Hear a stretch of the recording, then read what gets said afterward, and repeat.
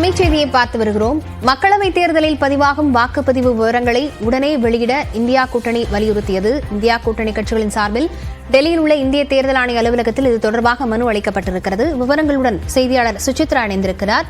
சுசித்ரா, காங்கிரஸ் தரப்பில் என்ன குறிப்பிடப்பட்டு இந்த மனு அளிக்கப்பட்டிருக்கு? மக்களவை தேர்தலுடைய வாக்குப்பதிவு நிலவரங்களை உடனடியாக அவ்வப்போது பதிவேற்றம் செய்வதற்கு கோரிக்கை விடுத்து தற்பொழுது இந்திய கூட்டணி தலைவர்கள் சார்பாக கோரிக்கை கடிதமானது தலைமை தேர்தல் இந்திய தேர்தல் ஆணையத்தில் தலைமை தேர்தல் அதிகாரிகளுடன் வழங்கப்பட்டுள்ளது. மிக முக்கியமாக இந்த கடிதத்தை பொறுத்தளவில் ஏற்கனவே மல்லிகார்ஜுன் கார்கே எழுதியிருந்த கடிதத்தையும் சேர்த்து இந்தியா கூட்டணி தலைவர்கள் சார்பாக எந்த ஒரு மாற்றமும் இல்லாமல் திருத்தம் செய்யப்படாமல் அவ்வப்போது பதிவேற்றம் செய்யப்பட வேண்டும் எனவும் அந்த வாக்குப்பதிவினுடைய சதவிகிதம் மட்டுமல்லாமல் எத்தனை வாக்காளர்கள் வாக்குப்பதிவு செய்திருக்கிறார்கள் என்ற எண்கள் அடங்கிய விவரங்களையும் வெளியிடப்பட வேண்டும் என்ற ஒரு கோரிக்கையும் அவர்கள் முன்வைத்திருக்கிறார்கள். பல்வேறு வெறுப்பு பேச்சுகள் தொடர்பான பல்வேறு கட்சி தலைவர்கள் வெறுப்பு பேச்சுக்களை பேசி வரும் நிலையில் அவர்கள் மீது நடவடிக்கை எடுக்காமல் ஏன் காலதாமதப்படுத்துகிறது என்ற ஒரு கேள்வியும் அடங்கிய அந்த ஒரு கடிதத்தை தற்பொழுது தேர்தல் ஆணையர்களிடம் தற்பொழுது இந்தியா கூட்டணியானது வழங்கியிருக்கிறது. மிக முக்கியமாக இந்த விவகாரத்தில் பாஜக மீதான எந்த ஒரு நடவடிக்கையும் தேர்தல் ஆணையமானது எடுக்கவில்லை.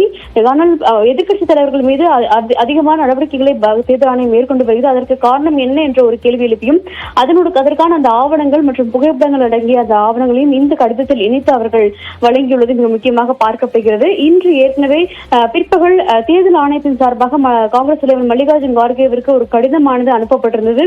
பல்வேறு எச்சரிக்கைகளை அந்த கடிதத்தில் தேர்தல் ஆணையமானது விடுத்திருந்த நிலையில் அதற்கான ஒரு ஆலோசனையும் இன்றைய சந்திப்பின் பொழுது நடைபெறும் என்ற ஒரு அறிவிப்பை காங்கிரஸ் ஆனது செய்திருந்தது.